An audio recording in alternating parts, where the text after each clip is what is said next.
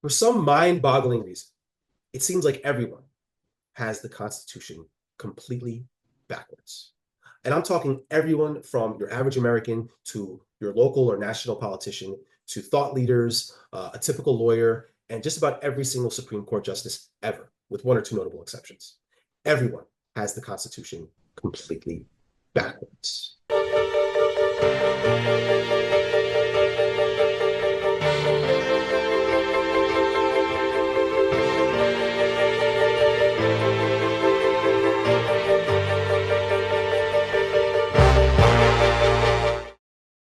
Today's episode is called Unleashing the Original Constitution, the Ninth Amendment, and the Power of Unenumerated Rights. My guest today is Chase Sanders.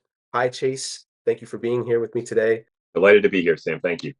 Now, Chase, a couple years after you graduated Harvard Law, you wrote what I believe is a brilliant article called Ninth Life, an Interpretive Theory of the Ninth Amendment.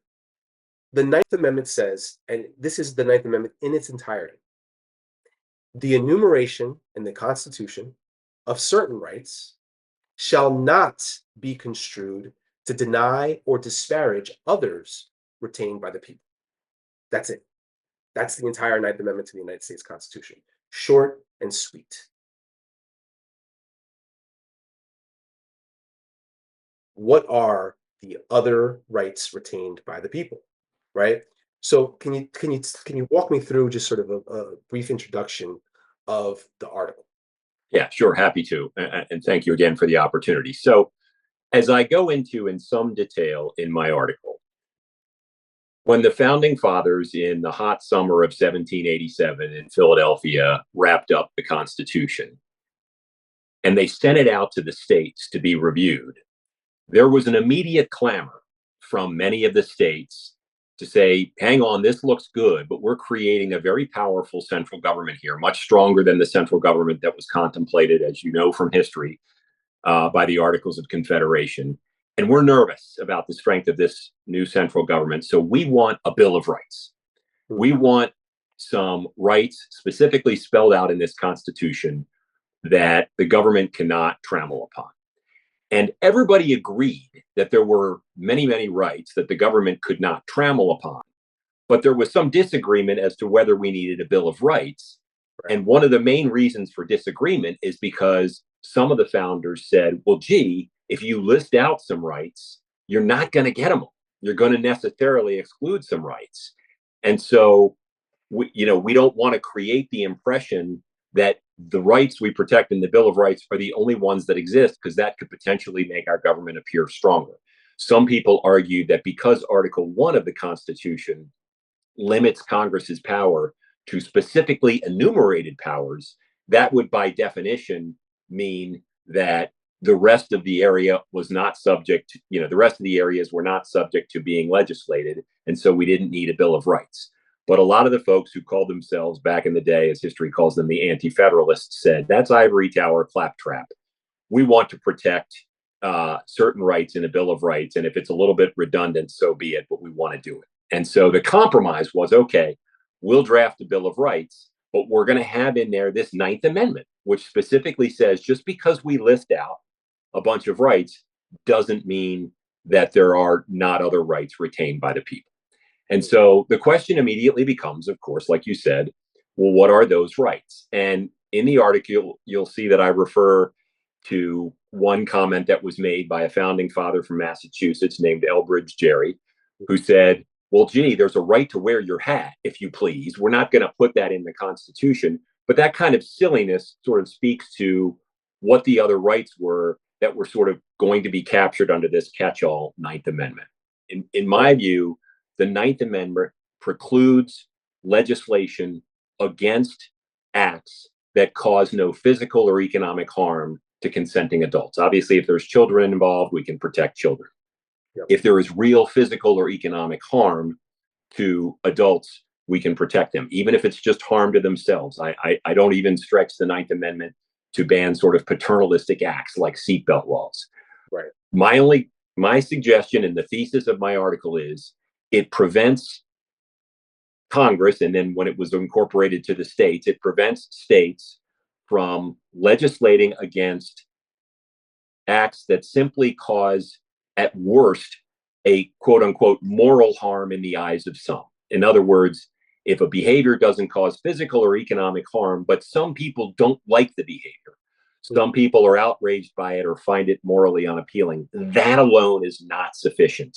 That alone is not sufficient to pass constitutional muster. And to be completely candid, Sam, Mhm. the when I wrote the article, the decision that I believe was one of the 3 or 4 worst, most egregious decisions, sort of ranking up there with Dred Scott, Right, Plessy and Ferguson, and Korematsu, was the Bowers versus Hardwick decision in right, 1986. That has thankfully been overruled.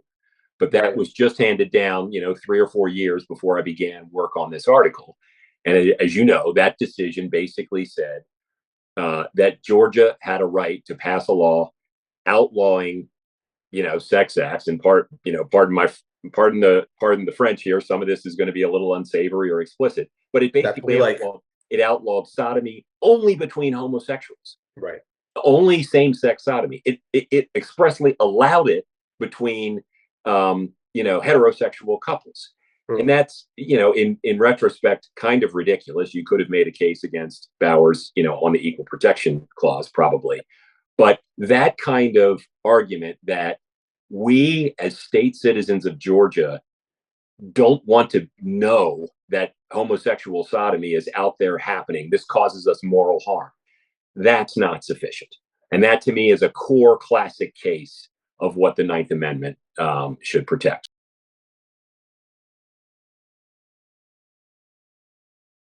You got to be careful with the concept of privacy Mm. because, for example, a government, and I believe many governments have, could outlaw 2 consenting adults deciding to, share organs, or one adult decides I'm gonna sell my organ, sell my kidney to another adult. Mm. Um, that is a private act, but Mhm.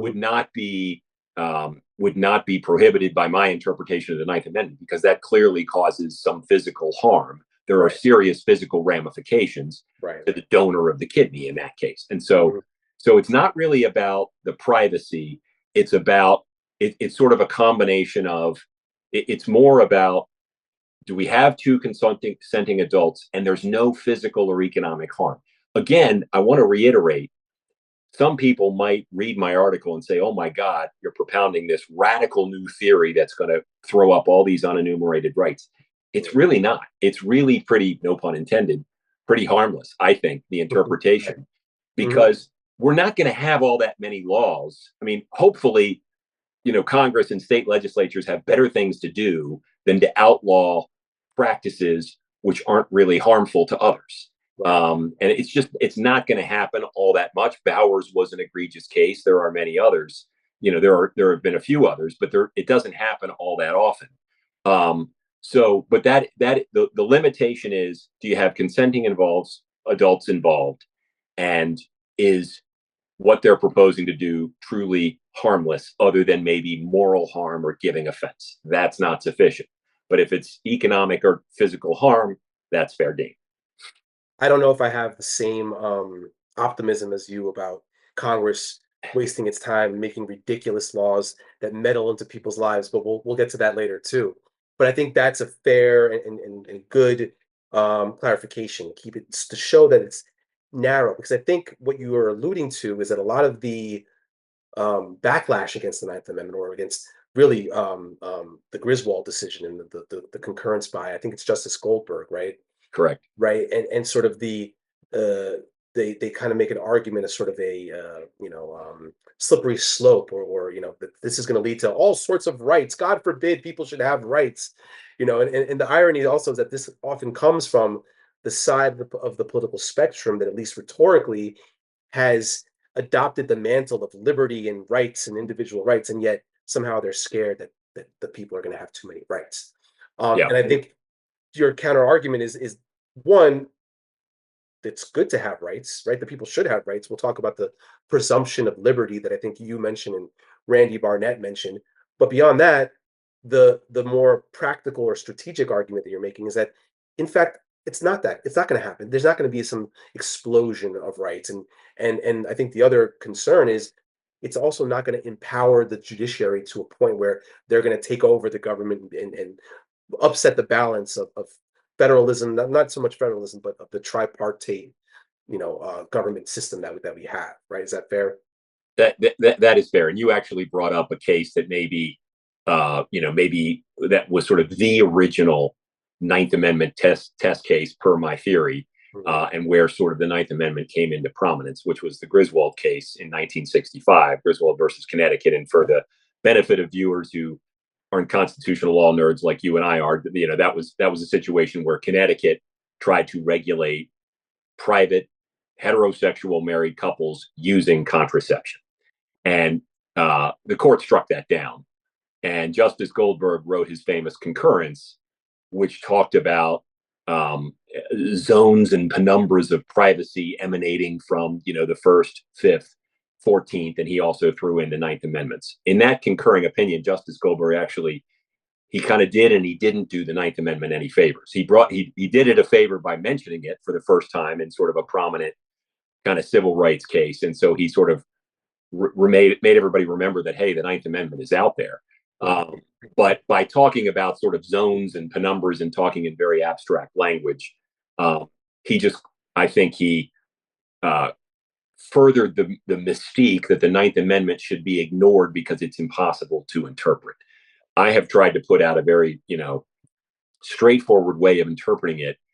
Had my way been adopted, like the Griswold case could have been resolved in 5 paragraphs. I mean, the ninth that is just classic example of two adult consenting, you know, heterosexual people, although the same would apply for homosexual or any other orientation. Right. Two people consenting in private to use contraception. The state had no right to outlaw that. If people were outraged by that, that they can be, but that's the kind of exact thing that my interpretation of the Ninth Amendment would prohibit. So that perhaps even more than Bowers, um, although Bowers is an equally powerful case. But those are two cases that this interpretation of the Ninth Amendment would have stopped cold. And I think instead of having to go to these arcane notions of substantive due process and other things, which I know we'll get to, Yeah. the Ninth Amendment, these are the kinds of things that the Ninth Amendment was aimed to protect. Right.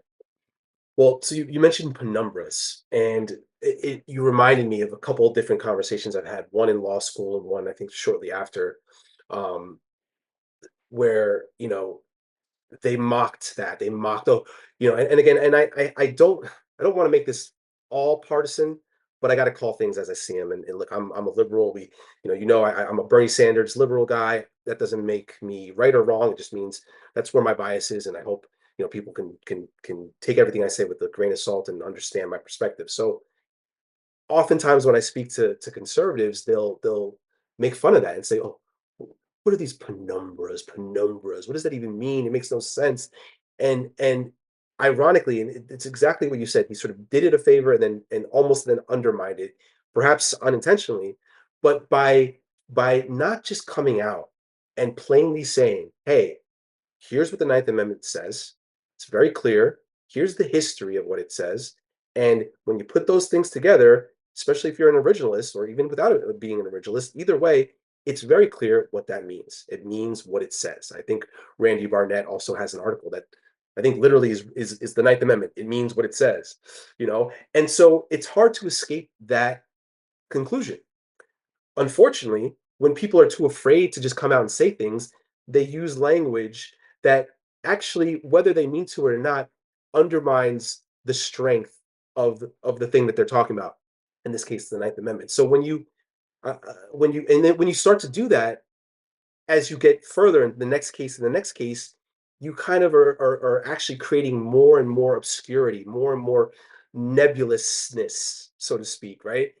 Correct. And right, and then you find yourself in kind of like in these like pretzels, these intellectual pretzels, and you find yourself having to be like, well, is it fundamental? And let's talk about fundamentality and the problem with that, right? Because what grew out of I think Griswold was this completely silly um, method of dealing with unenumerated rights that I think is is silly because it begins with a false premise, or at least a premise that is hiding the truth as opposed to exposing the truth, right? And so when you start with that false or sort of, even if just like, we're talking about, let's say, shooting a rocket to the moon, if you're 1 degree off, you're going to go to Saturn. You know what I mean? So even if, the aim was close and was good, the I really think it's a lack of courage to some degree, and inability or failure to just say it, tell it like it is, that led to this sort of a little going off a little bit, and then it's just kind of completely been skewed and turned us into this, or it's turned into this substantive due process and is the right fundamental, and that is just completely missing the point and actually harming to some degree, or not to, well, pun intended, I guess, harming the people's rights. We're kind of living the founder's nightmare.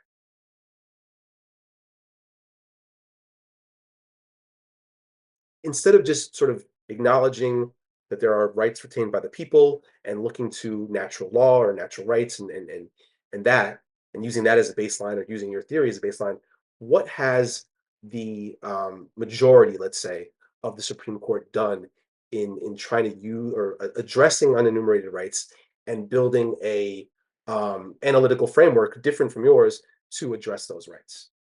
Yeah, sure. So um, when you have a constitutional provision like the Ninth Amendment, which is simple and declarative and clearly has meaning and says there are other unenumerated rights besides those listed, but doesn't give any guidance on what they are. What that does, Sam, is it frankly strikes fear in the heart of a judge. I mean, the Ninth Amendment creates fear and angst and agita amongst judges and Supreme Right. Court justices because you've got to have a framework for figuring out what the other unenumerated rights are. And Right. the classic, the as I wrote in my article, the classic expression of that fear came by Robert Bork in his mid 1980s constitutional hearings to be when he was nominated for a Supreme Court justice. When he was asked about the Ninth Amendment, he said, well, the best way to do it is to treat it like an ink blot. If there was an ink blot on the Constitution and you couldn't read what was under there, you would just have to ignore it, which I've just always found preposterous and laughable because there is no ink blot. Right. We can read it, and you cannot just punt a constitutional provision because it's hard to interpret or it requires a framework to interpret. Exactly. But unfortunately for us, Bork's view seems to have largely prevailed really from the beginning of the Republic because judges really and justices didn't develop a framework or never really arrived at a consensus as to how to interpret the Ninth Amendment. And so what they did was they seized on the clause in the Fifth Amendment that someone shall not be deprived of life, liberty, or property without due process of law in the Fifth Amendment, and then subsequently the 14th Amendment, same phrase. Right. They seized on that phrase because that phrase very much parallels what John Locke wrote and very much parallels what Thomas Jefferson wrote in the Declaration of Independence about the right to pursue life, liberty, and happiness. That is the core essence of the natural law and the philosophy that the founders believed in. And they got it into the Constitution, in my view, with the Ninth Amendment, but also very clearly with the Fifth and 14th Amendments. And judges, for whatever reason, because life, liberty, or property without due process, there's a little more meat there than in the Ninth, which just says there's unenumerated rights. So those are the phrases that they seized on to try to develop some view of what fundamental constitutional rights are. And the phrase that, as you point out, has been used now for many, many years is the right fundamental or not. And the problem with the word fundamental is if you use it too often, then they're no longer fundamental, right? I mean, only a few things can be fundamental, otherwise the word itself loses meaning. So that has never been a great way because, in fact, there are a myriad of unenumerated rights out there, like as Elbridge Gerry said, the right to wear your hat, if you please. As I do. There you go. And there are many, many other rights like that, which hopefully legislatures will never outlaw, but you never know. Right. But you can't, I mean, obviously the right to wear your hat, is that fundamental? I don't know. Is that a silly way to think about it? Probably yes. Yeah. And so fundamentality doesn't really work as a way to think about what legislatures are sort of prevented from getting into. And so that led to this notion of, life, liberty, or property, and the creation of this concept of substantive due process, which, in the text of the Fifth and 14th Amendments, scholars will tell you, when those words were written, the idea was you couldn't take away somebody's liberty or take back his property without a formal process of law. As one of the scholars wrote, it's hard, unfortunately, to avoid the fact that the word that follows "due" is process, and the idea of substantive due process, substance versus process, that's kind of oxymoronic. But yeah, that is what we were left with, unfortunately, when the courts decided to ignore the Ninth Amendment. So that was a little bit roundabout. Hopefully, that answered the question.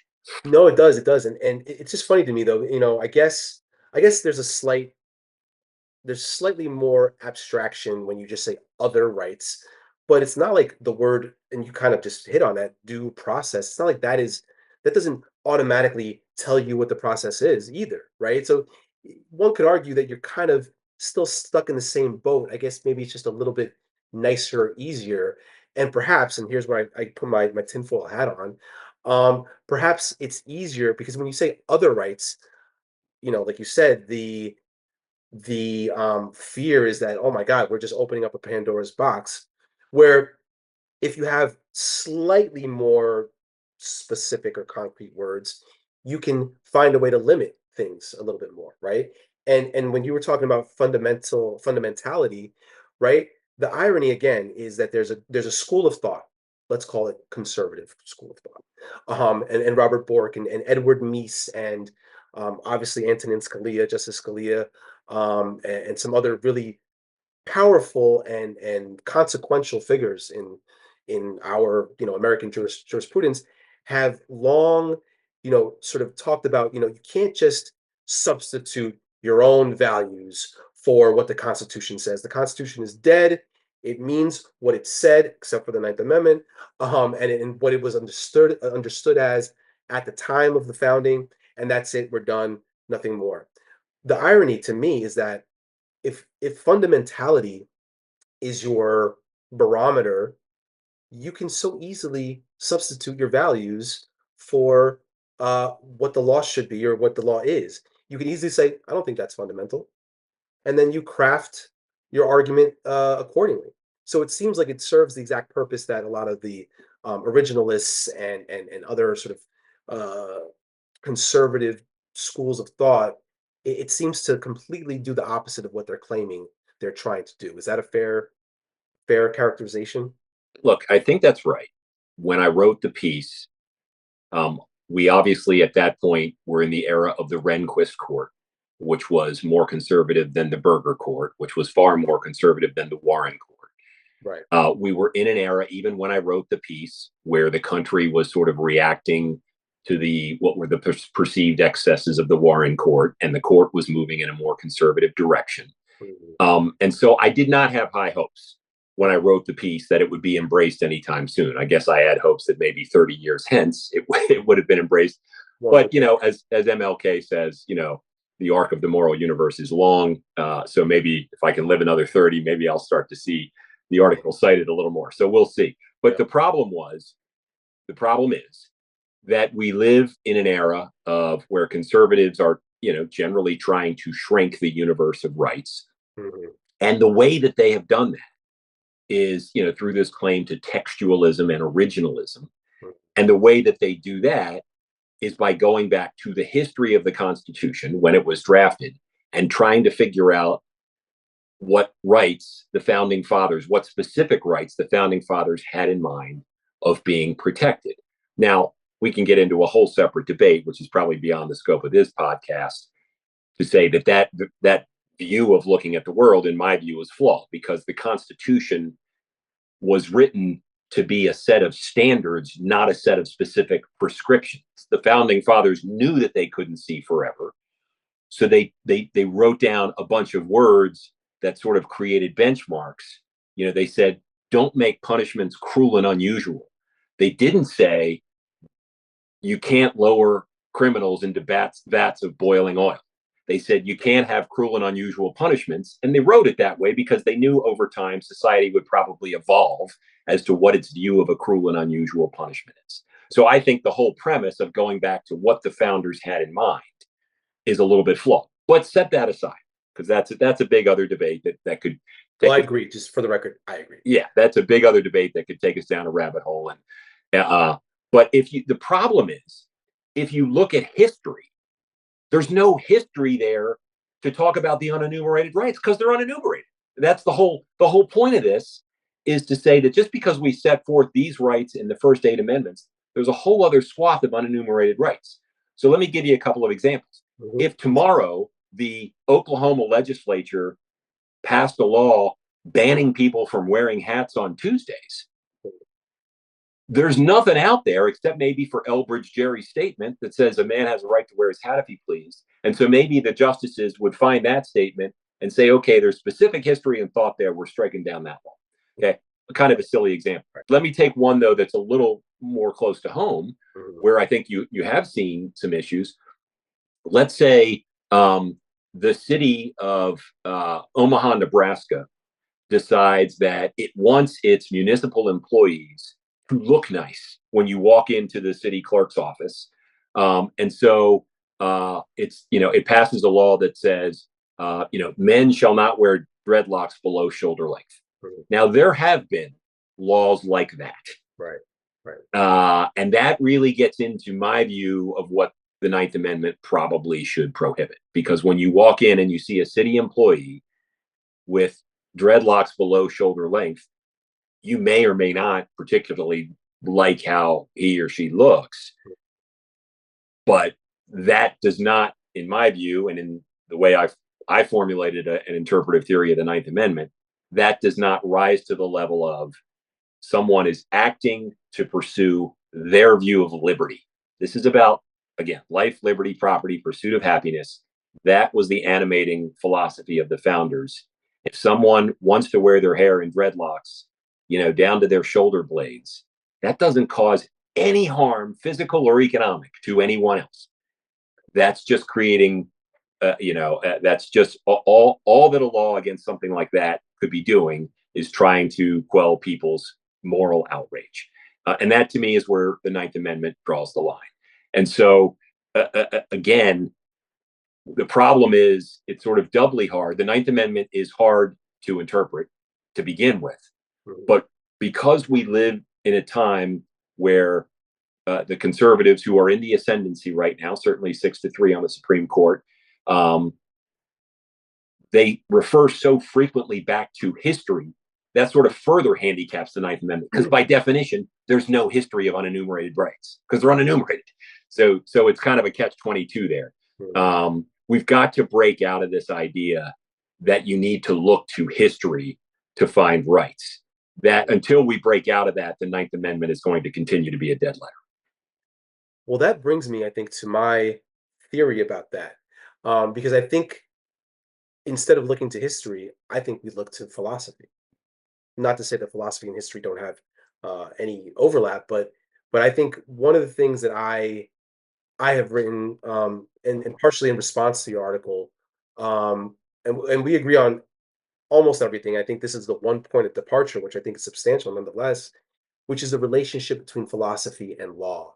At one point in your article, I think I have it written somewhere, you say, in order to understand the Ninth Amendment, understand the meaning of the Ninth Amendment, you need to understand, one, the history, but also the philosophical underpinnings, or the founding fathers' philosophy, which was specifically the natural rights and natural law philosophy.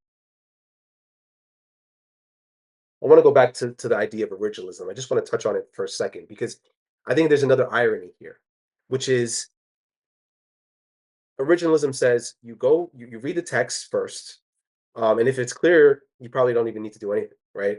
But if it's unclear, then you read what I call the ordained texts, the Federalist Papers, the Anti-Federalist Papers, the meeting notes of the Congress or of the Constitutional Convention. Some of the widely read writers. I forget the names. They had all these, you know, um, Cincinnatus and Federal Farmer and these guys, which sometimes are included in like the anti-federalist papers, right? You read all of that, and then that's it. You get it, right? And I think that's somewhat silly, but it's not completely silly. In other words, to me, that's step one, right? That's not the be all end all. You want to have some idea of what the people who wrote this thing meant when they wrote it. That's not always easy to know because number one, not everyone, even people who agree on language and they might be debating and going back and forth and blah blah, and they finally agree on a specific wording. Even those people might not agree on what those words mean, right? It might mean different things to different people, even the ones that were there at the time that decided that this is what it's going to say. Not only that, you can understand in the political context that maybe someone specifically was giving different sects or different power structures different ideas about what it meant to try to satisfy competing visions and competing and that probably happens all the time with legislation. So it's hard to ever really know that, but you still want to know what the context of the language was, right? Just like we talked about the Federalists and the Anti-Federalists in developing the Ninth Amendment. The next step is the harder step, which is, okay, well, what about if it if what they were dealing with has nothing to do with, they couldn't even foresee what society looks like now, and therefore all we have are just sort of vague words, right? And I think that gets back to what you said, which is, okay, well, that's exactly that. If anything, the history and the language tells us that that's what the founders wanted us to do. They wanted us to think for ourselves, right? And I think this gets into the difference between amending the Constitution versus this living Constitution and this evolution and development of certain concepts. And the way I would sort of differentiate the two is that when you have something that is very specific, that is a about the specific language of the Constitution, that is either structural or that you want to actually change about the Constitution itself, or add something new, then you amend the Constitution. So, in other words, you want to lower or raise the this is obviously the easy example, but you want to lower or raise the age requirement for running for president or becoming president. Well, you amend the Constitution because the Constitution says 35. That's what it says. What are you going to do? You got to amend it, right? However, what is cruel and unusual? Do I need to amend the Constitution when one generation says, yeah, no, boiling defendants is totally, that's fine, right? The next generation says, I think we're not into that, right? Oh, well, now you got to amend the Constitution. No, right? So when you have these sort of general concepts that were there as standards, right? Words as benchmarks, like you said, then that's where you could develop it. That's where society has a hopefully intellectual and good faith debate about what these things mean. And the judges that are appointed, if we're talking about the Supreme Court in particular, the judges that are appointed by the president, and confirmed by the Senate, they do have a lot of power, but that's what they're supposed to represent. So there's a sort of a indirect political accountability there for them. But they get to sort of be the ones who say, once and for all, society has reached a new point. We now think of this somewhat abstract term as this instead of that. That doesn't need a constitutional amendment. That is what the job of a judge really is in some ways. Completely agree. Yeah, let me give a couple other examples that Sure. might clarify it even further. You're absolutely right. If Congress wanted to raise the age, which I think may not be a bad idea, of eligibility to be president to age 40, that requires clearly a constitutional amendment because the Constitution clearly says 35. Right. But this focus on history, even where things seem fairly clear, and I'll give you a couple of examples. Hmm. The Constitution says that the Congress has the right to, quote, coin money. Hmm. I've never heard any conservative argue, any textualist argue that paper money is unconstitutional. I've never heard that. Okay. The Constitution says that the government can create an army and a navy. I have never heard even the strictest textualists say that the Air Force is unconstitutional. I knew you were going there, and I love it because because, I've said the same thing before. Yes. because it obviously there was no Air Force when the founders existed. Right. And so, look, those examples are easy, but they point up the silliness of this incredible reliance on history.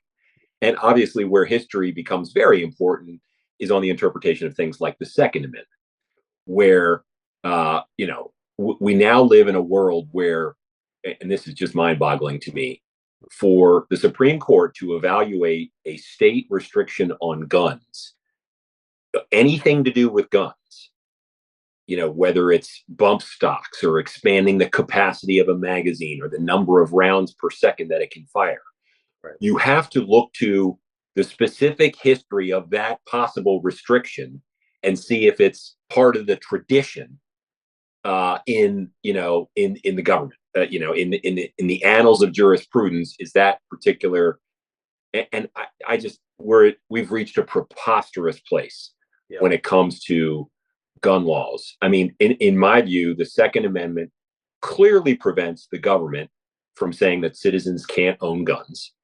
Mhm. Citizens can own guns. That's clearly established by the Second Amendment. But the notion that from there, citizens can own, AR-15s with massive magazines that can fire as many rounds in a minute. At one point, there was a Supreme Court justice who wrote, "The Constitution is not a suicide pact." I mean, there is a rule of reason. Right. And so, these are just some examples where the overuse of history has gotten out of control. And we have to get back to your original point, the fact that the founders created, they used words and standards that were meant to evolve as mores changed over time. It also reminds me, going back to your point about Bork, and this notion that, well, the best thing to do with this amendment is to just pretend it doesn't exist. I don't know about you, but I remember being taught in law school that one of the foundational rules of construction of statutes, constitution, is you never assume that language is there for no reason. Right. If anything, it's the opposite. You have to try to find a meaning. And I think, and you say exactly this in your introduction to Ninth Life. Um, and so again, I'm gonna make this point a couple times. If you don't feel comfortable with it, I understand. But I do truly believe that there is, even perhaps unintentionally, but I think possibly intentionally, um, concerted effort to try to destroy the ninth, to disparage and disregard, or what is the word? To deny and disparage the Ninth Amendment. Um, because of a fear, and I would say it really, if you do look at history in this one case, you see, starting in 1954 with the Brown versus Board of Education, and especially getting into the 60s with all those radical hippies and liberals and all the horrible things that they did by expanding the concept of rights to women, African Americans, homosexuals. At least that took a little bit longer, right? There seems to be a concerted effort to try to put the genie back into the bottle, or at least not allow Pandora's box to get any farther open than where those bastards opened it in the first place, and the reason why, as much as of a conspiracy theorist as I might sound, it's actually more absurd to assume, in my opinion, that Robert Bork, Edward Meese, Antonin Scalia, Raoul Berger, and all these really brilliant men who clearly did the work and saw the evidence that you saw about the Ninth Amendment, that I've seen about the Ninth Amendment, probably have seen more evidence than we've seen. Who knows, right? And would come to the exact opposite conclusion about what it means, or maybe not even the exact opposite conclusion, because I guess that would mean that that rights are limited, right? But in a sense, that's what the effect of their position is, which is, I don't know what this means. Sorry, right? It contradicts a basic principle of constitutional or legal construction, and it contradicts everything that they say about originalism. Because when you do look at the history and you do look at the language, right? So textualism and originalism, you come to the opposite conclusion. You come to the conclusion that, hey, this language is actually super easy to understand. And the history is very clear about what it means. So for someone so enlightened like Robert Bork to say the opposite, I find that way more hard to believe than a bunch of people who didn't like what the Warren court was doing, got together and said, hey, you know what? we should probably make it seem as if this amendment is just, you know, total bullshit, doesn't mean anything.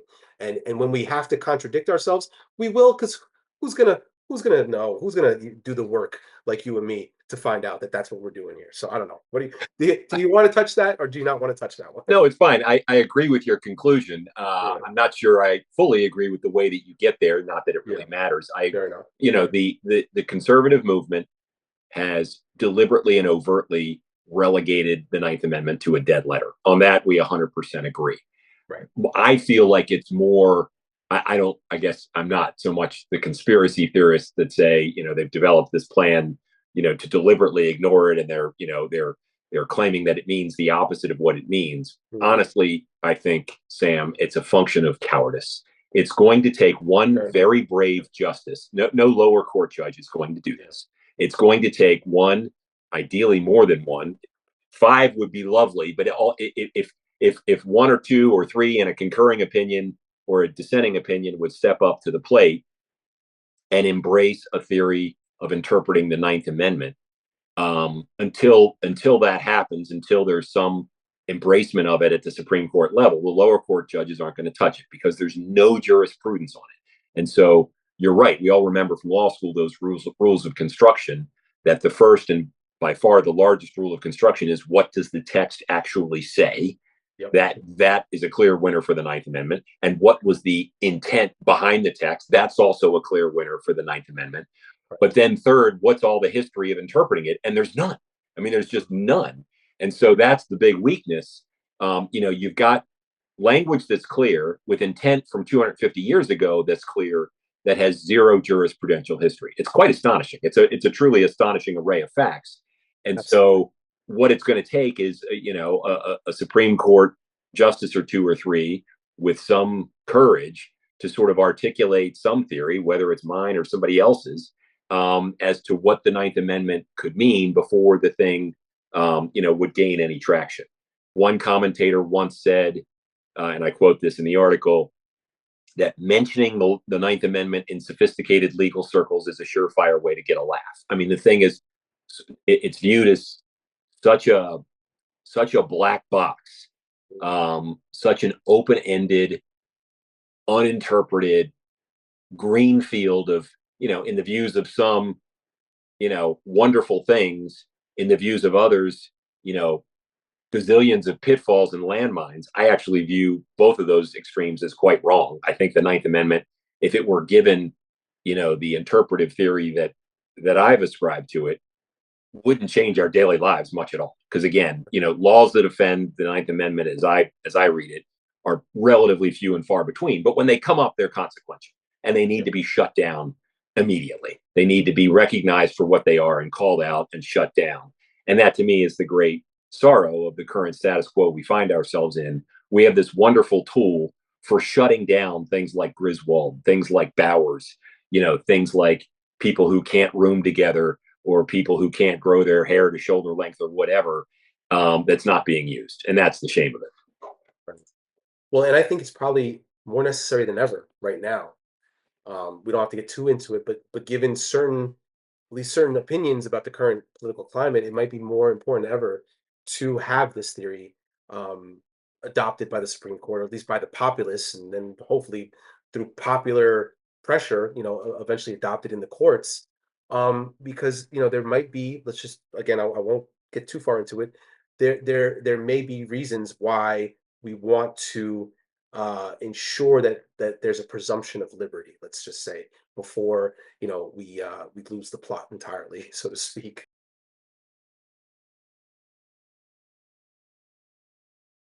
Constitutional provision should not be ignored simply because it is hard to interpret. And I think you're right. And I remember you mentioned that I think it's a, I don't know how to pronounce it, Eli or Ellie is the last name of the John Hart Ely, yeah, yeah. Ely, right?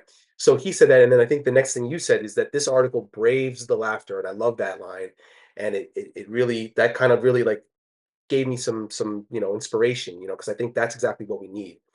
Um, just a quick little random story. I mean, one of the old firms I worked for, we used to have an acronym for whenever a judge ruled against us. Of course, we never thought that it could be because we were just wrong or just not didn't do a good job. So of course that can't be it. So it had to be one of four reasons, and we called it FLIC, FLIC: fear, laziness, ignorance, or corruption. you know, and so in a way, what you were saying, I kind of went to the corruption route. You said no, it's more laziness, or I'm sorry, I think you said more fear, and I think it's really a combination of fear and laziness with potentially a little bit of corruption too, and probably not ignorance, right? Because we're assuming these people know what they're talking about. But I think the fear and the laziness is a huge problem. Judges and lawyers sometimes just don't want to do the hard work. Sometimes they got enough going on, right? We have billable hours, we got clients yelling at us, we got kids, we got lives. But sometimes we allow extremely important things, at least potentially, to kind of flounder, just like the Ninth Amendment has, because of our inability or whatever it is. But specifically for judges whose job it is not to be lazy on these, in this regard.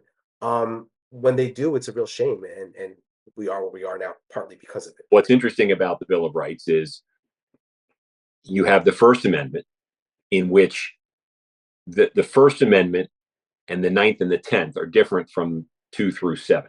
Mhm. The First Amendment lists a bunch of areas where Congress cannot regulate at all. Speech, religion, etc. The text that we're all familiar with and we know and love. And then 2 through 8, excuse me, I said 2 through 7. Amendments 2 through 8 Right. basically are specific rights that kind of cap the government's power. So, the Second Amendment says people do have the right to own weapons. Obviously, the government will have an army and a militia, but people have the right to own weapons. The Third Amendment says, the government can obviously raise an army, but people are protected from having the government force those soldiers to live in their houses. The Fourth Amendment says, yes, the government can arrest people who it suspects of a crime, but they've got to have probable cause and all that stuff, on and on. So 2 through 8 spell out sort of specific cutoffs where a legitimate government power is cut off by a right of citizens that can't be breached. One, the First Amendment spells out a bunch of things that government can't touch at all. And then the Ninth sort of continues on the first and says, by the way, just because we listed one and just because we listed these specific things in 2 through 8 doesn't mean there's not a whole lot more. That's the concept of unenumerated rights. Right. And then the 10th basically says there are other powers retained by both the states and the people that are above and beyond what's spelled out in Article 1. So that is a little bit long-winded, but that's kind of the history of sort of how we got to where we are. Right. And so I want to talk about redundancy because I think that's important. I think another rule of construction, if I remember correctly, is that you never want to interpret a statute or let alone the Constitution, uh, where one part of it is redundant with respect to another. I actually don't agree with that, and I think this history shows exactly why that's the case. Why, maybe as a rule of thumb, right, generally, but if there is at least some sort of legislative history, or in this case, constitutional conventional history, you could show that in fact the purpose was to make it redundant, and that doesn't necessarily make it bad or hard to apply. If anything, it just gives you an understanding of really what is at stake here, what's at the heart of this. So the redundancy thing is just it's just funny to me. Follow certain rules of construction blindly, without realizing that there could be a lot of things going on here. Let me give you another example. I think when you go into your article and you show the sort of evolution of the Ninth Amendment, how it started this way, and then Madison, it was like a few sentences at first, and then it kind of got trimmed down to the sort of perfectly, concise uh, way that it exists now. Um, and a lot of times when we look at legislative history, we'll say, well, that language was taken out, so that means it was rejected, but not necessarily, right? It may have been rejected as wording, but not conceptually, right? It may have been that the thought was these words and these words are synonymous or deal with similar concepts. And this group of words kind of subsumes this group of words. So it's not that this is rejected, it's just that we can find an easier way to say exactly that. And the concept is still there, right? So we're often too quick to throw things out just because it didn't make its way into the final version of either a statute or the Constitution. Yeah, I think that's right. I mean, um, look, in fairness to the anti-federalists, Mhm. I mean, let's be honest. The central government, the federal government has gotten much more powerful than the founders would have imagined. I mean, if the founders were alive today, they would probably be horrified. They'd be proud of us, I think, in many respects, but they'd be horrified by many things. Right. And the power of the central government, the federal government, would be one of those things. I mean, clearly, the fear of not just necessary and proper, but the interstate commerce clause. I mean, Congress can basically regulate anything it wants, and it finds a way to do that. We're all extremely grateful that the Bill of Rights was passed because it turned out actually not to be redundant. I mean, it turned out, the simply enumerating certain powers by Congress was not going to be enough of a check on the federal government. And so I don't know anyone, even the conservatives, who aren't happy that we have the Bill of Rights.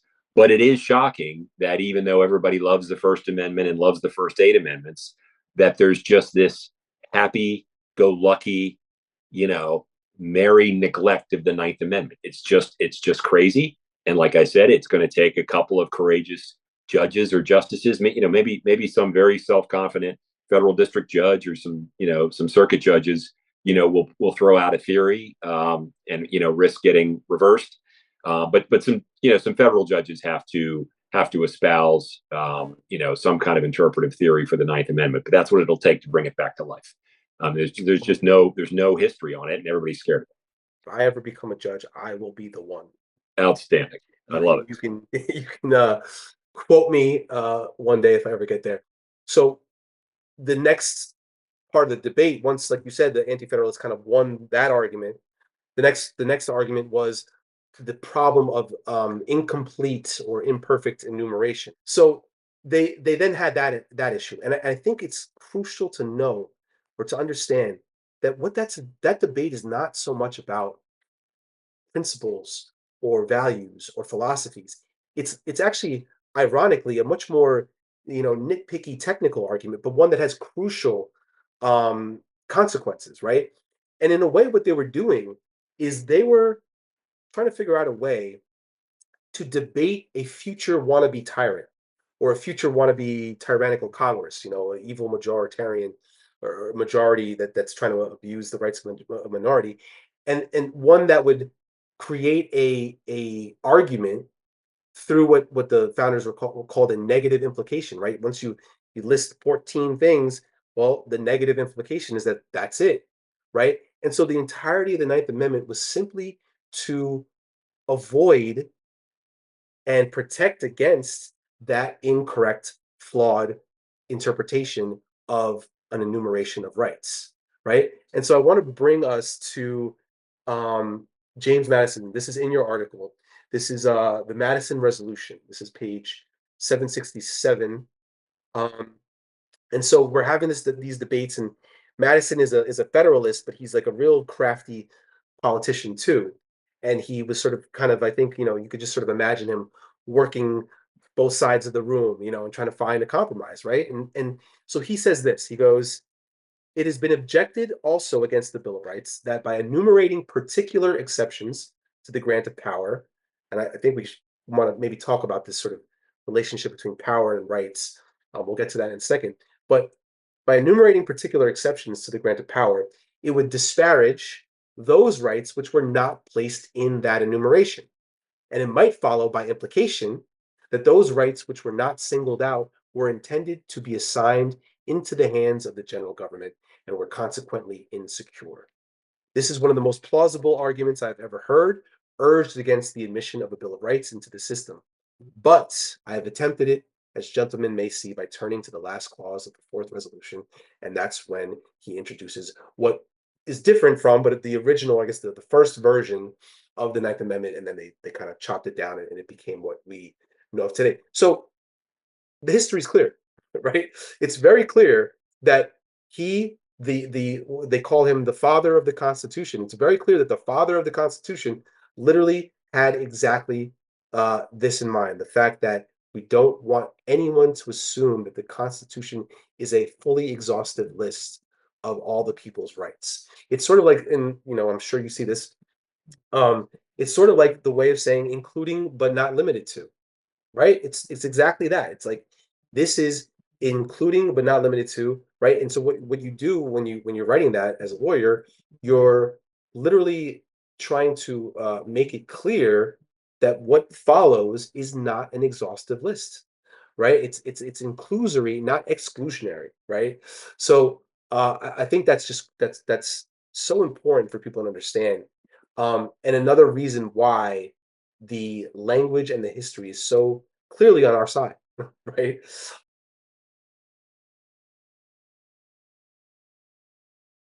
But now let's get to the difficulty though, right? So now fine. Everyone who's watching this, they totally agree with us. Okay, you made the case, we get it, you're right. That's what the Ninth Amendment means. So now take us into um, how do you do it, right? How does it actually work? What can we do to have some bearings and not just allow for a free for all? What can we do to try to narrow this and not allow it to run amok and turn into judges just sort of substituting their own values and ideas for what the law should be or what the law actually says? Yeah. So that obviously is the hard question. And Yeah. as I formulated my theory, I was trying to do a couple things.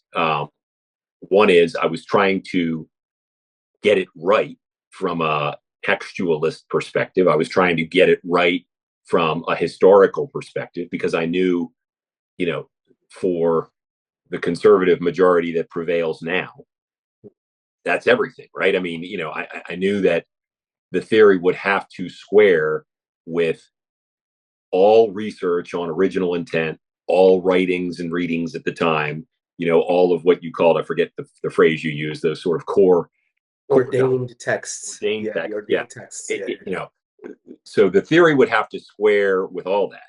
yeah. But the other thing, Sam, that to be candid, I was trying to sort of have in the back of my mind as I developed the theory on how to interpret the Ninth Amendment was, what is sort of the least aggressive step we can take? I mean, what is the path to judicial acceptance here?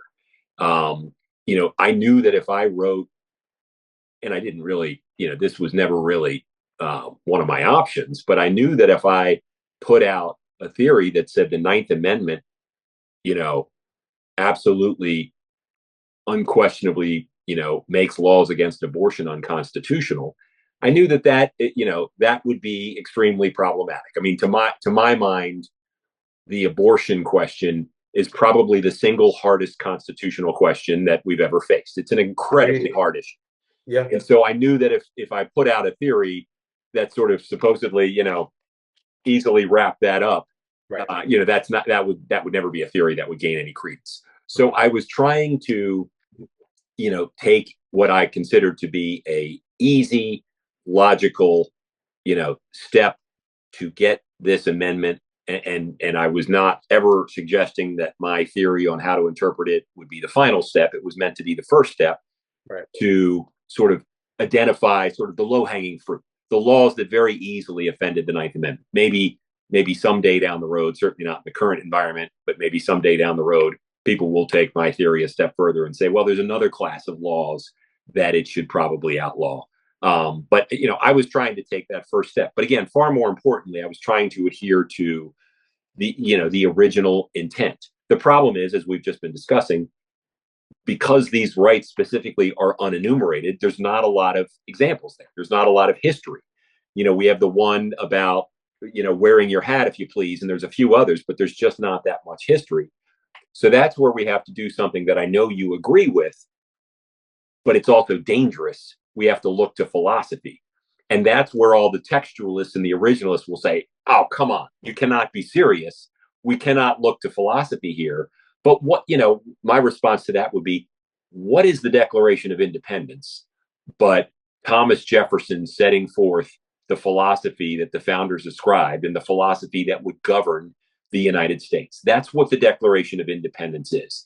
And it's so squarely, I mean, you don't need, you don't need a PhD in this stuff to read the Declaration of Independence and to read John Locke's Second Treatise of Government and see that they're basically the same thing, and you can Right. find Hobbes and the other prevailing philosophers of the day, Right. and subsequent to the fact, you can see John Stuart Mill. I mean, so it's easy to sort of divine what the framers regarded as a free society. And when you divine it, it becomes pretty clear that what the framers viewed as a society was a society that minimizes the imposition on liberty the most. Maybe I said that backwards, but it's a society that allows people to retain their liberty to the greatest possible extent. And I think that's something that even conservatives would get on board with. Right. The idea behind the Constitution was to create a strong enough central government to function, but to preserve people's ability to exist on their own. And in Thomas Jefferson and the anti-federalist world, to go out and maintain their agrarian ideal of 40 acres and a mule and just being left alone to farm their land.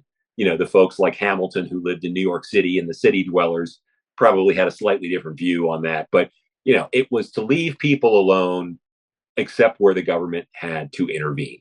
And so, my view is the minimum step to that, the minimum has to be that if a law exists for no other reason but to assuage the majority's moral unhappiness with a certain behavior, but that behavior is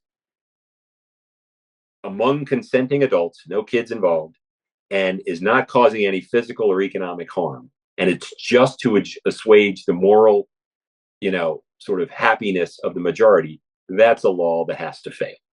Because the whole idea of an unenumerated right is, a right is by definition a derogation of majority will. I mean, most of the things that government does are done when a majority votes a certain way. But the idea of a right is to say, no, it doesn't matter if the vote is unanimous. It doesn't matter if it's 99-1 in the Senate. You cannot breach a right.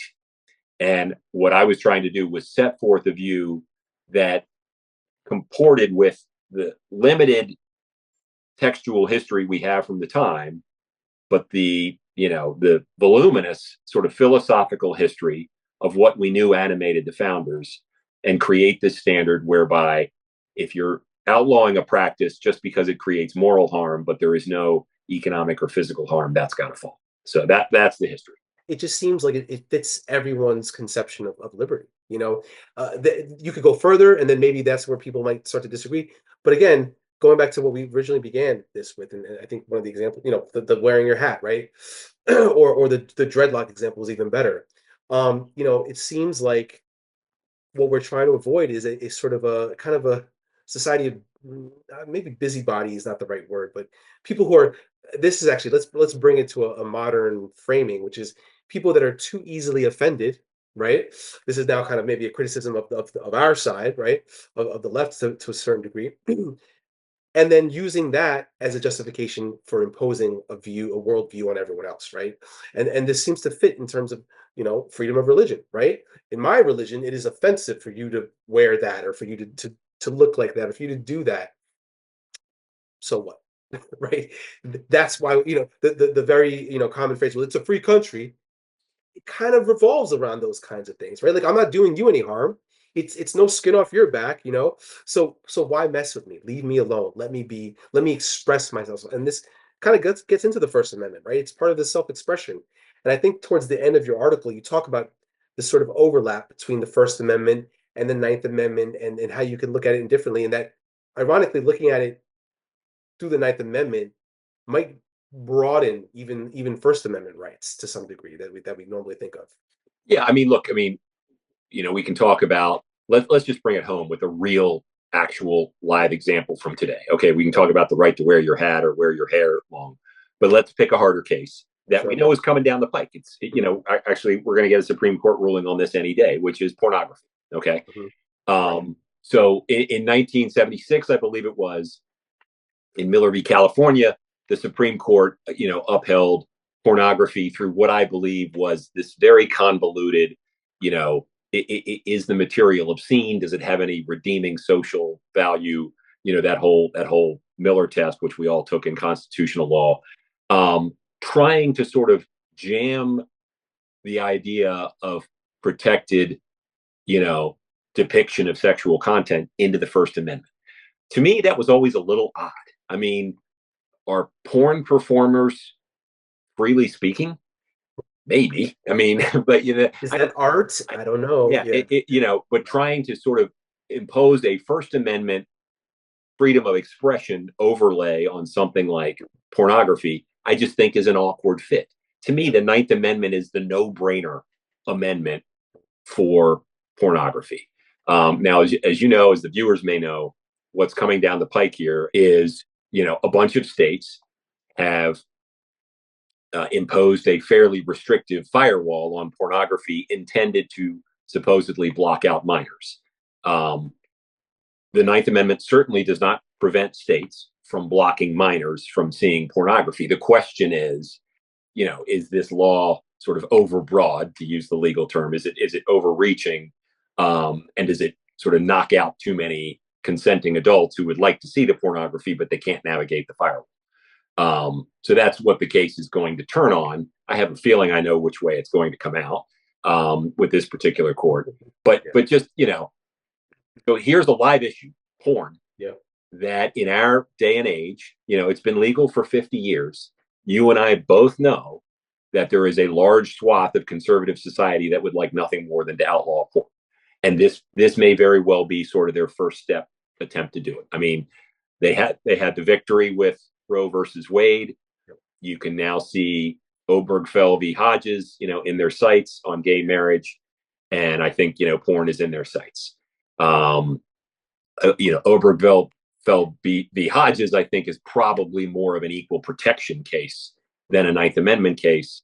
But porn to me is sort of a classic kind of Ninth Amendment, a Ninth Amendment case.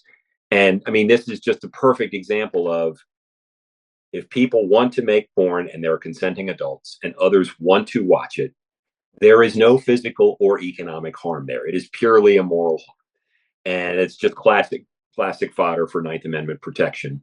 And it's one example where it's a shame that the Ninth Amendment is today a dead letter, because I think that would render that, these cases, porn related cases, pretty easy. We've all seen what can happen when there is a loud, outspoken, motivated minority. I'm reminded of the old bumper stickers when I was a kid. These might have been before your time, but there used to be, when Jerry Falwell was a prominent pastor. He ran a group called the Moral Majority, and I remember there was an old bumper sticker that said, "The moral majority is neither." They were not the majority, and often their position was not moral. But when you have a motivated, group, and there's all sorts of examples throughout history.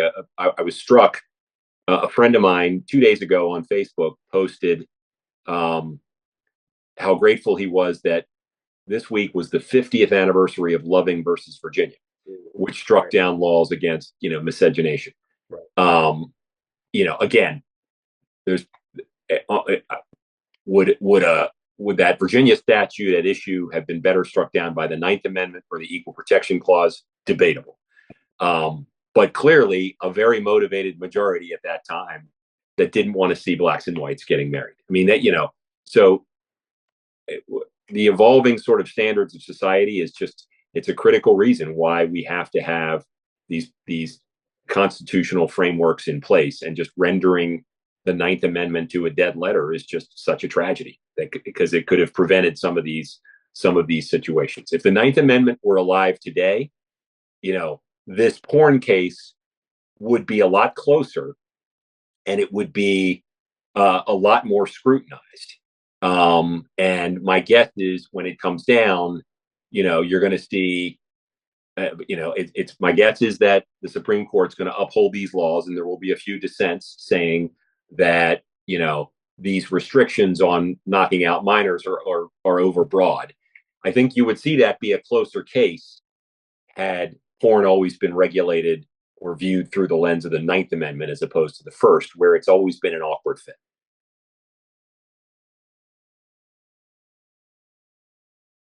What you say just seems to fit with the idea of, the philosophy of our government, which is majority rule, minority rights, right? And so the majority rule, that's sort of the power, right? Power to legislate, power to do this, that, and the third. But those powers can get cut off, as you said before, when it encroaches upon minority rights. And it could be majority rights too. It could be like you said, the vocal minority might actually trample on the majority's rights. It really, in a sense, doesn't matter. The bottom line, what really does matter is that rights are uh, a point at which the power gets cut off, right? Mm-hmm. And so that brings me to, I think you quoted John Locke. And so this is right after you say, quote, the anti-federalists clamor for a Bill of Rights and the nuances of the debate cannot be appreciated without an understanding of the prevailing political philosophy of the day. And I remember when I wrote that, when I read that, I wish I had written that. When I read that, I wrote some, notes to myself, like here I totally agree, And so, my theory is that philosophy is the law's guiding light, right? It doesn't, and I think in a way, similar to what you said, adopting that position is not going to lead to we don't have to redo everything we've done. It isn't as um, earth shattering in its effect as might at first be assumed, but it does help sort of, because in a way we're playing a game. To me, when a judge is deciding what's fair under the circumstances, what are the degrees of fault between these tortfeasors? What's the blameworthiness, the moral culpability? What are the equitable factors?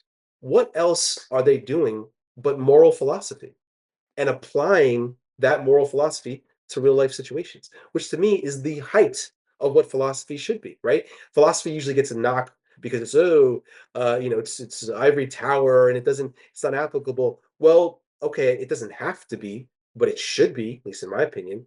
And to me, the law is the ultimate expression of applying philosophy to real life. So you have, I already kind of went over the category of moral philosophy, moral philosophy. But when you weigh and you balance values and interests among different groups, that is basically like political theory. And really the entirety of government is political theory. Rules of evidence, epistemology, right? How do we know, right? Or how can you at least be somewhat certain, up into beyond a reasonable doubt? How can you know? Well, in order to ensure that the jury is getting the truth, or at least as close to the truth as we could possibly imagine, we have these rules of evidence. To me, that's like epistemology. Interpreting statutes, the things we talked about before, construing um, the language of statutes and the Constitution. That's like psychology and philosophy of language, right? We have to sort of have a psychology of groupthink and how groups work, and also have to sort of understand how language works and beyond just grammar and syntax.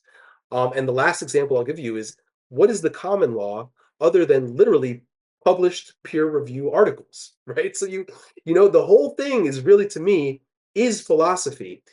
And if we don't acknowledge that, and like you said before, the conservatives, you bring up philosophy, they scoff at philosophy.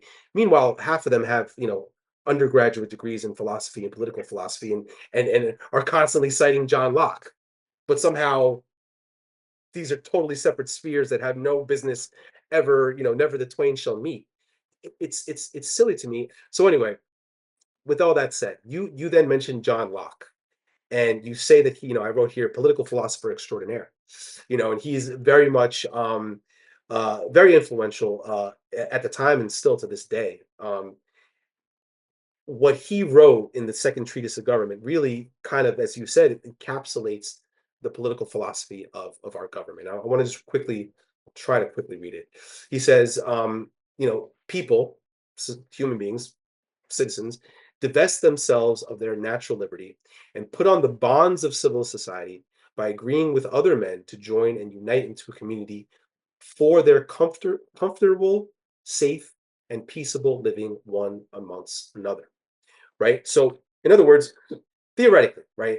In the state of nature, you have total freedom, but you also have literally close to zero security, right? You're sort of depending on the goodwill of a stranger, which not always something people want to do, right? And so there's a trade-off, right? There's a compromise. Hey, let's all work together and live together. One, it might help, in terms of the our labor might be, the division of labor might help us produce things, and once we combine in such a way, we can then have what people call the law that will help, make sure that our arrangements, our contracts are enforceable, and that there's sort of a baseline of what I would call morality. And I think we can get into that later if we have time, which I don't think we will, but still, right? And so that is the essentially the foundation of our government, right? Locke went on to say, you mentioned here that the law of nature is that no one ought to harm another, using your word, right? You may have used his word, but whatever, those are just minor details. No one ought to harm another in his life, health, liberty, or possessions. Sounds a lot like Declaration of Independence and the Due Process Clause. And finally, he says, the great and chief end of men's uniting into commonwealths and putting themselves under government is the preservation of their property, one might add, and their other rights, right? And so that is at the core of what our government, the founding fathers believed about our government, believed about the relationship between rights and powers. And so to pretend, and I'm not saying you do, but for a lot of people to pretend as if philosophy doesn't inform, just like I think you might agree that social science and science, hard sciences, might also inform the law, right? I think many of your examples, or one of your examples in particular, I think when you were talking about porn shops, not pornography per se, but right, but having porn shops in a certain area, you know, it seemed to me like the entirety of whether that law could be constitutional or not depends on the sort of social science data, right? In terms of, well, does it actually harm? Does it actually lead to more crime? Because if it does, well, then the government might have a better argument, right? And so the crux, or the hinge of constitutionality can be can lie on social science data, scientific data, or in other realms, philosophical concepts and debates and things like that. And that's one thing that I think I want to try to take what you've said and push my theory that is absolutely, and all the millions of viewers that see this, I am on record as saying you are truly not only the giant with shoulders that I'm standing on, but the main source of my philosophy, or my theory on this. But the part that I want to emphasize is the need for embracing philosophy, so to speak. Even if it's just a change in attitude or concepts, as opposed to some real specific effect that it's going to have. I think over time it will have a beneficial effect on constitutional law and jurisprudence more broadly.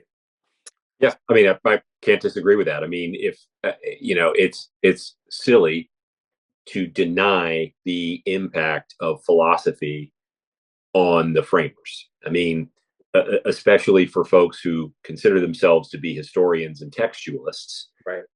If how often have we read judicial opinions where we see guys cited like Blackstone? Right. Where you see these ancient fonts of legal wisdom.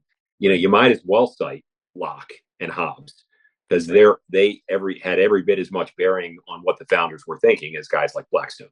Absolutely. And so yeah, I agree 100% with what you said. I mean, the problem with that is that people hear philosophy and they oh my god, and hair's on fire, and we can't have a jurisprudence that hinges on philosophy.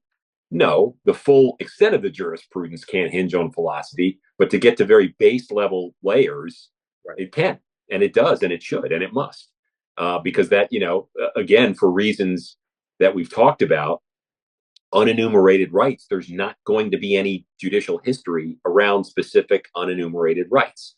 I mean, back in the day, there was no porn. There was no medium for, there was no film. There was no medium for mass dissemination of anything like a physical act. I mean, there was no theater of any kind. There were no movies. So There's not going to be alive any, form. yeah, exactly. There's not going to be any history around that. Right. You can use a sort of Lockean, philosophical approach to sort of very much arrive at what the Ninth Amendment says. I think you need to arrive at. So Right. yeah, 100% with you. Brings me back to the Ellie quote where, oh, you mentioned the Ninth Amendment, you'll be laughed at. Right. To me, that is whether he meant it or not, there is one thing I've learned as I got older and went beyond high school was that adult life is basically high school. It basically is high school with more money, at least for most people. Some Yep. right? In other words, there's still cliques, there's still those cool people, there's still social pressure, right? There's still the wanting to conform, and then there's the few who dare to be different, who are often outcasts and marginalized. And when I hear things like, "Oh, you gotta," or you're braving laughter, it reminds me of this, of like, you know, one of the tactics of trying to squelch or suppress certain ideas that might be considered, not following the mainstream is to mock it, right? I forget who it was.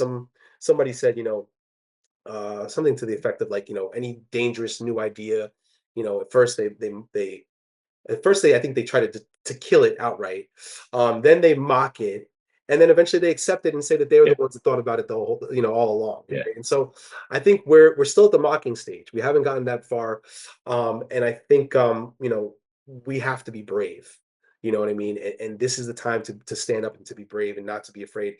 And when people laugh at something, I see this all the time. This is going off on a little bit of a tangent, but this is another theory I have, where so often people say it's just common sense, right? X is common sense or Y is common sense. Or the flip side, oh, that's just silly. That's ridiculous. You can't even be serious if you're going to say something like that, right? And it's ironic because oftentimes the person saying it is trying to make it sound like they're the logical person. They're using logic, and the other side is either emotional or just stupid. But in fact, when you think about it, using that as your main argument is itself an appeal to, if not emotion, it's an appeal to sort of like intimidation, intellectual intimidation, right? Because you don't want to be the guy that doesn't have common sense, right? And so by just claiming something as common sense and having people nod, yes, yes, that's you already kind of have made anyone that goes against that seem they have a much more a higher hill to climb up to be able to make their point. When if we were just debating in good faith, you could just state your case and that's it. You know what I mean? So anyway, Yep. let's get into um some of the specifics. All right, I want to By go. the way, just I love that quote that you were referring to. It's Mahatma Gandhi. Oh wow. First they ignore you, then they laugh at you, then they fight you, then you win. That That's the is quote. Yeah. that is it. Wow, well, how did I not know it was Gandhi? I thought it was like the Groucho Marx or something like that. But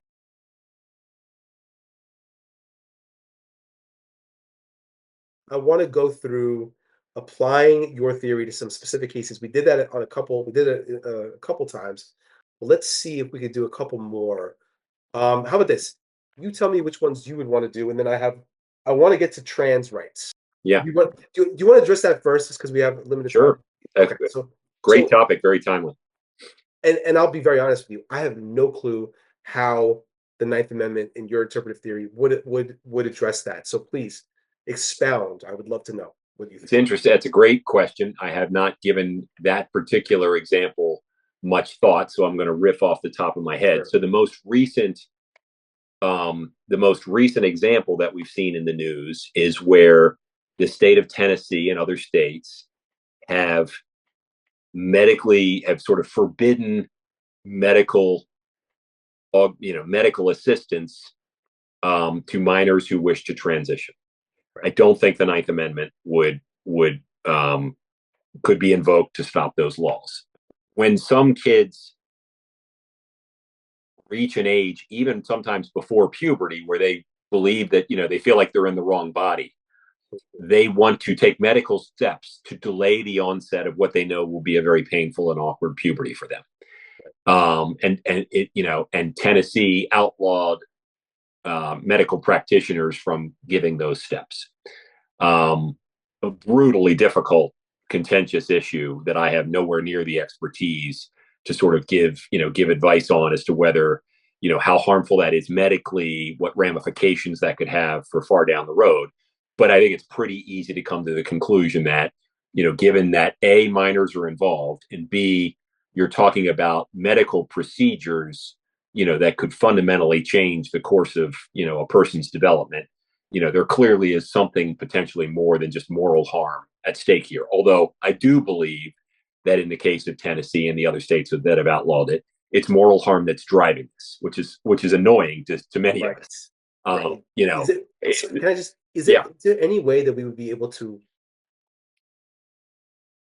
rip those two things apart, or right? Because we so much is dressed up in pretense, right? And so, like, even when they talk about the rational basis versus strict scrutiny, so many times you can tell, like, that's not what they really were going after. They're really going after this, and that's really what they want. But they can easily use this circuitous way to get there. Does the Ninth Amendment in your interpretive theory help us in any way to cut I don't think bullshit? it allows you to sort of expose the devil, if you will. Okay. What I think the better case would have been in the trans case is if you point to other similar situations where, let's say, you've got a child that's on a growth hormone because his growth is not consistent with his peers. Hmm. If a state legislature allows a child to be treated in a way that could speed up his growth at the same age as another child wants to be treated to slow down puberty, then you've got much more of an equal protection argument. And I think that's how you expose the hidden motivations of Okay. people. But I don't think it's the Ninth Amendment because there's clearly, at least in my formulation, because there's clearly, something more than moral outrage at stake. Although again, it's frustrating to us because we know that's what's driving Right. it. When you What get about into adults? when you get into adulthood, Right. um, then the childhood issue goes away. And so if a state were to try to outlaw, surgeries, which I think are quite common for men to transition into women and vice versa, Mhm. I think that would be a major constitutional problem. But again, probably more under equal protection, the 14th Amendment than the Ninth Amendment, because again, electing to physically change your body entails some, significant physical ramifications Right. that I think a legislature, it's fair game for them to try to address that. So I don't think in the trans case, the Ninth Amendment is going to have much to say on that particular topic.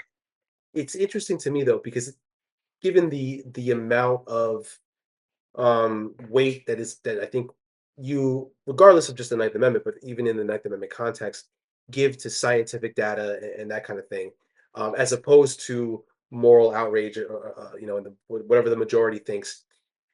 I guess to some degree that issue would hinge on the scientific, consensus on whether or not, or actually, let me put it in a question. What do you think, even if it's an equal protection issue, do you think the scientific consensus, let's say the scientific consensus came out saying we believe that transition surgery is actually harmful, it does more harm than good, and is not recommended? Do you think that would change your analysis in any way, or is that irrelevant in this particular case? And if so, why? Well, no, I think the scientific consensus and data on whether there's a harm involved absolutely changes the Ninth Amendment analysis. In this case, we're saying the Ninth Amendment probably wouldn't prevent trans laws. But back to the case you mentioned a few minutes ago, which is a much harder one, the quote unquote erogenous zoning cases. Mm. If somebody, if somebody opened up a porn store in a strip mall, um, and there have been plenty of cases on this, and a state or a locality outlawed adult, film stores, porn stores in certain areas of town on the theory that they attracted crime. To me, that whole on the theory that they attracted crime, which those cases hinged on, was a total pretext for a moral outrage. And so I think the Ninth Amendment might have something to say there, unless someone could demonstrate that clearly it did attract more crime. And to get to the fundamental heart of it, one of the examples I talk about in some length in my article is prostitution. I think the Ninth Amendment prohibits laws, again, assuming you got no minors involved. I think the Ninth Amendment probably prohibits laws against prostitution. That's probably the single most radical upshot of my article. Yeah, In especially in that, the 90s. because that would strike down. I think in that particular case, I'm saying that my interpretation of the Ninth Amendment would knock out, 49 state laws, excepting Nevada, and even Nevada is just one county. Right. So that's probably the one where the critics would pounce and say, "Aha, he's that Sanders guy is radical." One should be able to sell their body to another for sex because there's no physical harm, there's no moral harm. Again, I think I talked about this in the article. The way that you could try to arrange it and say, well, it promotes the spread of disease. But then you get down to sort of the classic Supreme Court. Well, is that the least restrictive alternative? Because barring the practice outright is far more restrictive than saying you must use and just let the states regulate it and say you've got to use condoms and things like that. So prostitution is probably the single most radical upshot. If a state on the trans topic came out and said, in the universities in this state, athletes who are assigned male at birth may not participate in women's sports. That's a tricky one. That's a tricky. That's a tricky. Because in that case, it's really moral outrage that pisses everybody off. And look, I get it. I feel it a little bit too. I mean, I was pretty conflicted about the University of Pennsylvania swimmer case. Right. It's moral outrage that gets us worked up when we see athletes assigned male at birth, knocking out these long-held female athletic records. So something about that feels wrong. At the same time, no real physical harm, no real economic harm. Yeah. So that's what I'd have to think about. That's a challenging one. But I think, on an equal protection kind of case, you could make the claim for girls that they should only have to compete with the like gender. And that could devolve into significant sort of medical, legal, scientific analysis of, at what point is testosterone low enough and estrogen's high enough that you've got a female. And that's a hard one. Yeah, I think it kind of right. It's in a weird way, it reminds me of the abortion debate in the sense of like at what point is the zygote viable? You know what I mean? It's sort of like, well, how do we know? But I won't go there. I do want to address another one though that I just actually thought of now. What about drug use and drugs and legalization of drugs or not? What do you think the Ninth Amendment would say about that? Oh, I don't think it has much to say about that because, again, for most drugs, there's clearly a harm that you're imposing to yourself. Now, I'm hesitating there because I'm curious. One could potentially argue that sort of micro doses of certain drugs, micro doses of marijuana, for example, or micro doses of anything, small enough doses doesn't cause that much harm. I don't know what a microdose is. No, I'm just kidding. Go ahead. So maybe there's a case to be made there that a law that outlaws certain drugs completely, just the possession of drugs, right. Could have a Ninth Amendment problem. But I think there, the obvious reaction would be, well, you're creating a potential path to addiction and all that stuff. So I think that would be a tough Ninth Amendment case, drugs. Can I push back on that though? And this, I don't necessarily agree with what I'm about to say, but I think you can make an argument, a sort of slippery slope argument here where, well, what about salt? What about sugar? Sure. That could harm you, right? Sure. You may not allow, we have now, are we gonna have sugar rations now? Is that what you're articulating here? So how would you address that?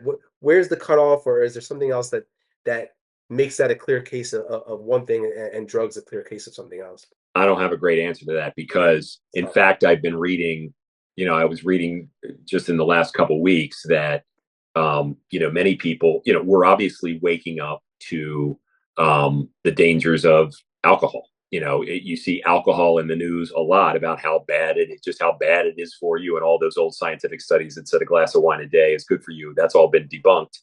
And I've been reading a lot of science that says, you know, alcohol is, if we were starting from scratch right now, Mm, alcohol is the one that would be banned. We'd allow pot, and right, other things. Now, right. obviously, we tried to ban alcohol once in our history; it didn't go so well. Yeah, But so there is. It's very hard to draw a line between alcohol and other drugs. And mm, so I'd have to say that the Ninth Amendment probably wouldn't have much to say about any of these any drug use, including alcohol. Now, and probably if a legislature passed a law that said no food stuff, and this might not be a bad law, no food stuff can have more than 10 grams of added sugar. yeah. I don't think there's much to say about that from a Ninth Interesting. Amendment perspective. Right, because and I think we should make this clear to the viewers, you are not, at least you're not per se against paternalistic laws, or at least I should say your view of the Ninth Amendment isn't per se Correct. against paternal, right? You might have a different view, but according to your interpretive theory, there is room for that, right? As long as it's not based on moral outrage and it's actually to protect against harm, seatbelts, right? The Right. classic example, then that's okay. So that's interesting. And that reminds me of the whole, the controversy, I think, of the New York mayor outlawing a certain amount of, because we Americans, we want our disgusting, cancer causing chemicals, we want to guzzle it down, and how dare you tell us otherwise?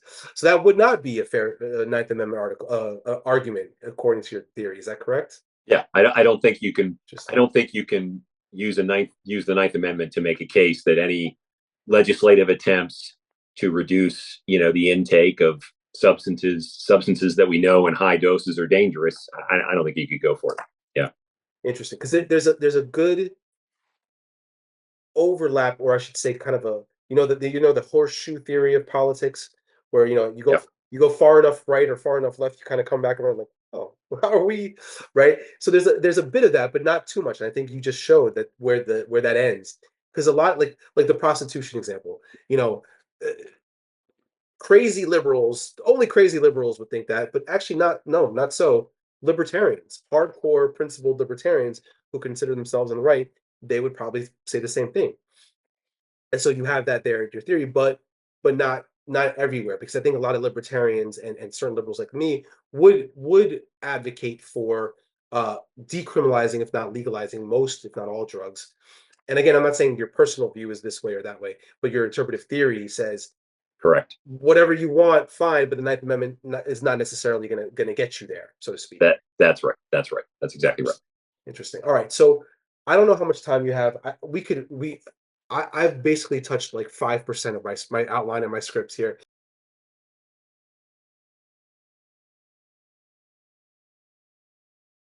Egalitarian liberals are gonna, not be thrilled with your theory, because you don't believe that regardless of the merits, regardless of maybe other ways that we can accomplish that constitutionally, you're saying that the Ninth Amendment does not get us there. And it's the reason why I bring it up. Well, a couple of reasons, but one is that was the one thing that I, in my liberal idealism, was hoping to find, and I wanted to be the guy that make that argument and show how everything is, I called it a libertarian welfare state, because the libertarian side is much, as we see, not completely, but this sort of like, dude, do what you want, man.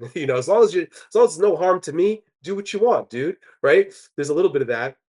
But I thought that there's that, and plus, like, no, in order to fully enjoy our natural rights, and sort of what I called, government should have the power to create the infrastructure for fulfilling or fully enjoying rights.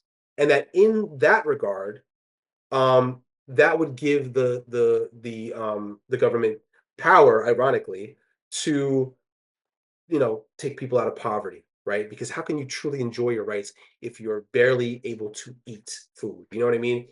And so I had this grand vision that the Ninth Amendment was going to get me there. Tell me why I'm wrong. That's a great question and a tough one to end on. So let me try to answer it this way: that you have a right to counsel, Right. and that's an important right. That if the government's going to be able to try you, take away your liberty, you have the right to have a counsel. But there were a class of people before 1961 who could not afford lawyers. And in Gideon versus Wainwright, the court said you know what, for poor people to really enjoy that right, to your point, Great point. Yeah. um, the state has to provide them with counsel. So what you're suggesting is, um, you know, is there some level at which the state must allow people to enjoy their rights? The difference is that that right to counsel is sort of a specific, and if you recall in my article, and we didn't touch on this, maybe for the next time, I made the distinction between group one and group two rights. Yes. I You want know, that right to counsel is sort of a specific group one right that specifically sort of caps the government power. And so the court, I think, very reasonably there said everybody's got to be able to enjoy that.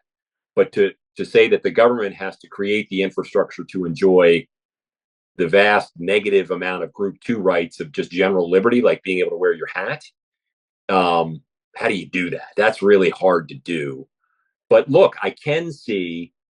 Look, first, I'm going one step at a time. You're a couple steps down the road. I would like to see the Ninth Amendment be recognized. I would like to see a jurisprudence develop around it, and then maybe in a generation or two down the road, I don't know. Probably the first step in my mind would be for the government to say, and maybe there is a Supreme Court decision that is a first step says, you know what, no one can enjoy any liberty or any happiness unless they have health care. And it is unconstitutional that some people are falling through the healthcare cracks in our system. And you must correct this. You, Congress, or you states must correct this. That could be a first step. Could the Ninth Amendment alone support that? Certainly not now. But if you developed a jurisprudence behind it and then sort of, weight it with the rest of the document, then, maybe you could get to a point where there's a minimum basic income and a right to health care. But I mean, in today's world, that's kind of fanciful thinking.